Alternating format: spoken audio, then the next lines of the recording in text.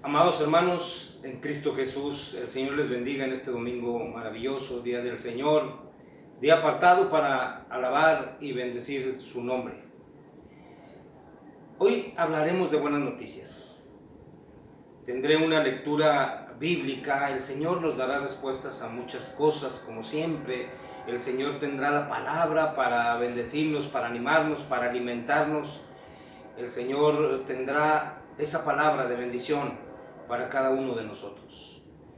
Quiero compartir con ustedes una lectura bíblica, una pequeña lectura bíblica que se encuentra en Lucas capítulo 4. Dice la palabra de Dios, relacionado con Jesucristo, vino a Nazaret, donde se había criado, y en el día de reposo entró en la sinagoga conforme a su costumbre y se levantó a leer.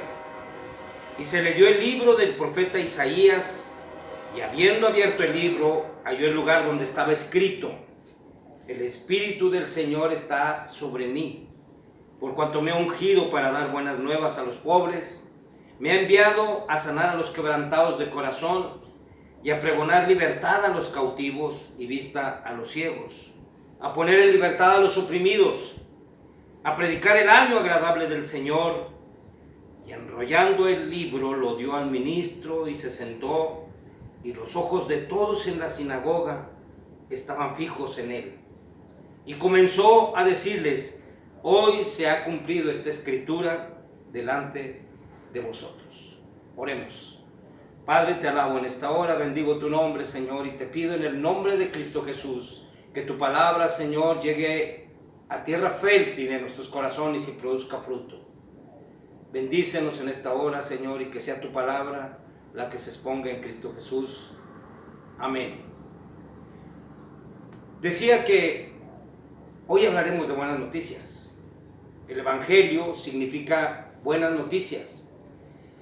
Pero no se quedaron las buenas noticias en la antigüedad. Las buenas noticias fueron, las buenas noticias son, y las buenas noticias para la iglesia de Cristo, para el creyente, serán siempre. ¿Qué diera la gente porque todos los días recibiera buenas noticias? Que todos los días estuviéramos recibiendo esas buenas noticias que nosotros catalogamos como buenas noticias. Saber que el hijo que está lejos se encuentra bien de salud y económicamente estable es una buena noticia. Es una buena noticia el que haya alimento en nuestra casa. Es una buena noticia que el trabajo se reactive. Es una buena noticia saber que la familia está bien. Quisiéramos ser alimentados cotidianamente por las buenas noticias. Pero yo te tengo una noticia especial, una noticia que nos dice la palabra de Dios. La palabra de Dios dice que sabemos a los que aman a Dios, todas las cosas les ayudan a bien. Esto es, a los que conforme a su propósito son llamados. Vaya, nosotros tenemos que considerar que somos llamados, nosotros tenemos que considerar que somos escogidos, nosotros tenemos que considerar que estamos en el Evangelio de las buenas nuevas. Nosotros tenemos que entender que estamos en un Evangelio de buenas noticias. La palabra de Dios es concluyente, la palabra de Dios dice que todas las cosas nos ayudan a bien. Y si son todas las cosas, entonces inclusive aquellas que creemos que son malas noticias para el mundo, para nosotros son buenas noticias.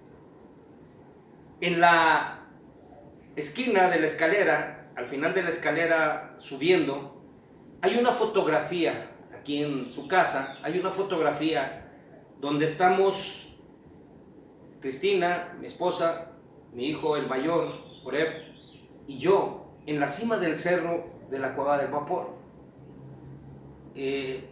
Tengo varias fotografías de recuerdo de esa aventura que un día decidimos llevar a cabo.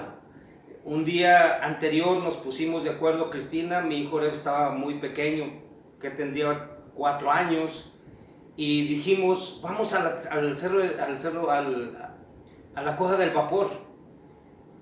Y nos fuimos temprano, era oscuro, eran tal vez las 6 de la mañana y nos fuimos a pie, no teníamos vehículo.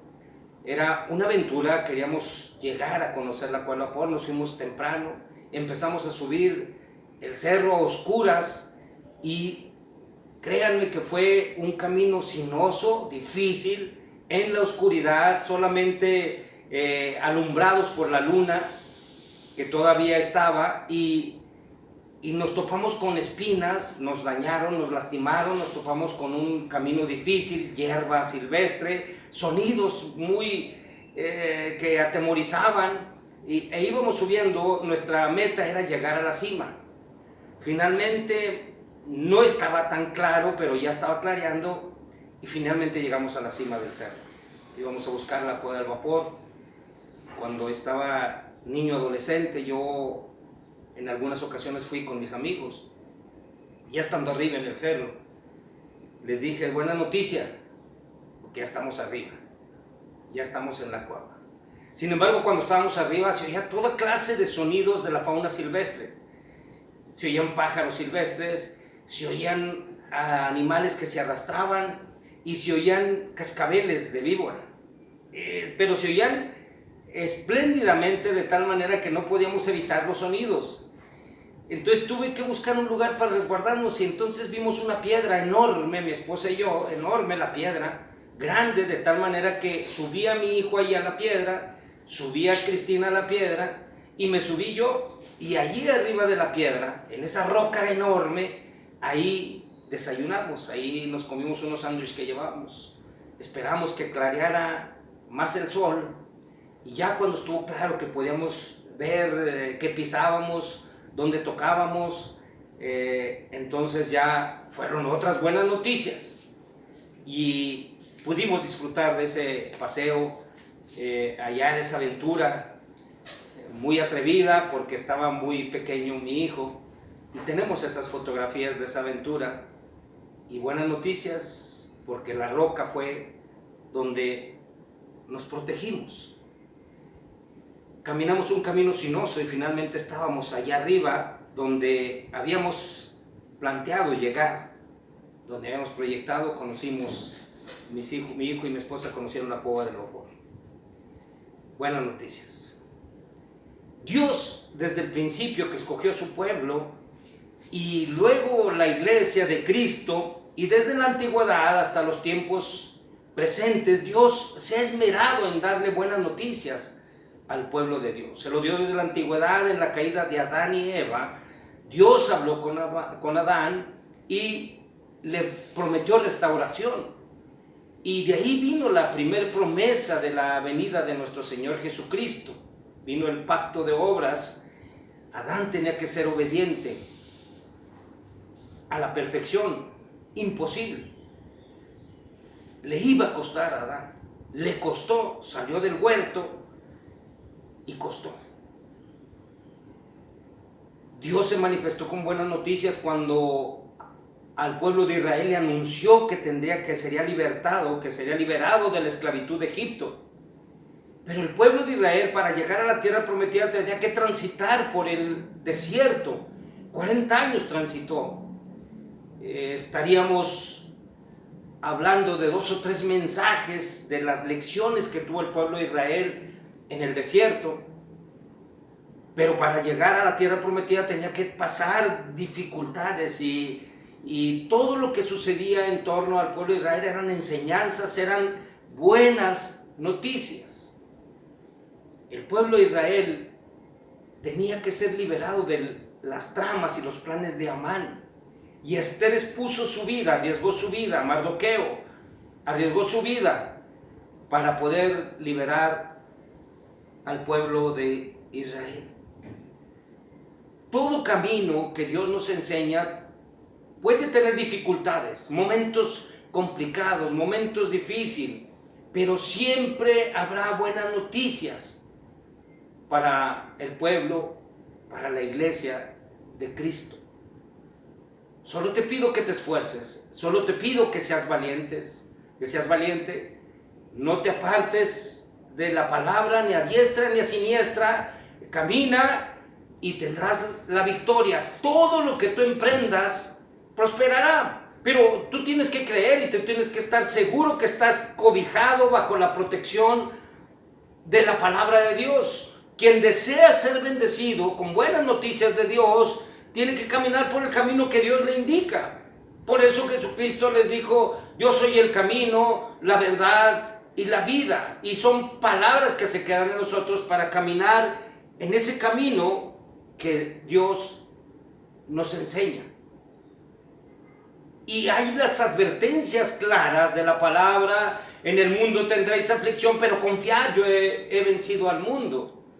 Y habrá un tiempo de dificultades, pero no son comparables a el futuro que le espera a la iglesia de Cristo. Qué hermoso es esto, hermanos, saber que cada cosa que sucede en nuestro derredor, a los que amamos a Dios, nos ayudan a bien. Cada cosa que sucede a nuestro derredor, a los que creemos y hemos doblado nuestras rodillas delante de Jesucristo, son para bendecirnos. En algunas ocasiones son para volver nuestra vista hacia Dios, que nos habíamos olvidado de Él. En otras ocasiones son para corregir cosas que hemos estado haciendo mal, y en otras cosas son para ratificar lo que hemos estado haciendo y retomar ministerios que hemos olvidado.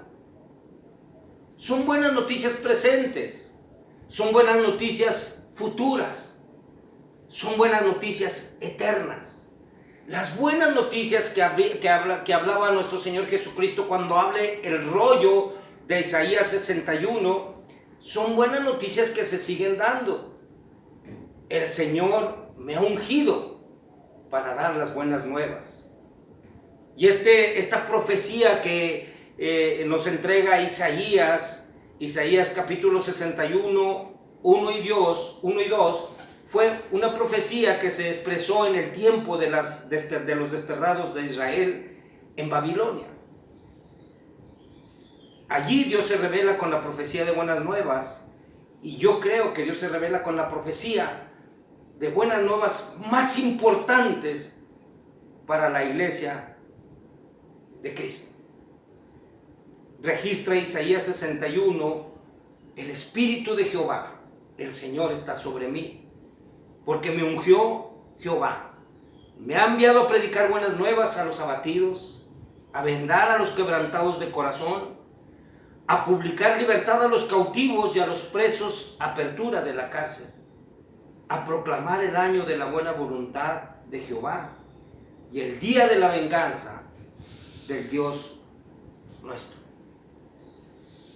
Las buenas nuevas que anunciaba Isaías no solamente beneficiaban en tiempo y forma a los israelitas que estaban en el exilio, aseguraba buenas noticias permanentes a su pueblo y anunciaba también el pacto de gracia en la venida de nuestro Señor Jesucristo. Pero si tú te das cuenta, esta profecía abarca dos tiempos, dos periodos. El primer periodo de la profecía es el anunciamiento de las buenas nuevas, el periodo de libertad, el nacimiento del Mesías, la libertad de los cautivos, esclavos del pecado, la sanidad del alma a los perdidos y la bendición para los pobres en espíritu. Jesús anunció la llegada de este periodo al estar en la sinagoga. Ahí abrió el rollo, ahí abrió Isaías 61, pero solo leyó hasta la primer parte, o sea, hasta el primer periodo de esta profecía. Jesucristo se quedó a proclamar el año de la buena voluntad de Jehová.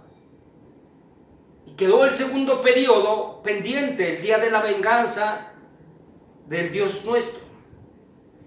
Estamos viviendo el primer periodo, el periodo de reconciliación con Dios. Tú fuiste reconciliado a través de la palabra, alguien te predicó, a alguien oíste hablar del evangelio, te arrepentiste, doblaste tus rodillas y te reconciliaste con Dios. Jesucristo se puso en medio de esa ira que tenía Dios en tu pecado y causó la paz, la reconciliación entre tú y Dios, entre yo y Dios. Y nos reconcilió, y este es el tiempo de la reconciliación, el tiempo de anunciar buenas nuevas, el tiempo de predicar el evangelio, el tiempo de estar pendientes de lo que dice la palabra de Dios. Este es el tiempo de la iglesia, es el periodo en el que se encuentra el creyente, un tiempo de reconciliación que el apóstol Pablo en Efesios, en la epístola a los Efesios, el capítulo 2, nos habla de esa reconciliación mediante el sacrificio de Cristo en la cruz. A eso vino Cristo, a predicar las buenas nuevas de paz. Y este es el tiempo de predicar las buenas nuevas de paz. Este es el tiempo, con todas las situaciones que se presentan en el mundo, es predicar las buenas nuevas de paz.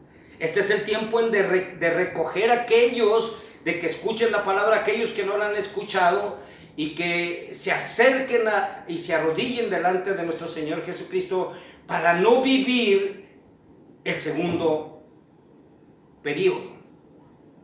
Este tiempo debe de ser un tiempo de alerta.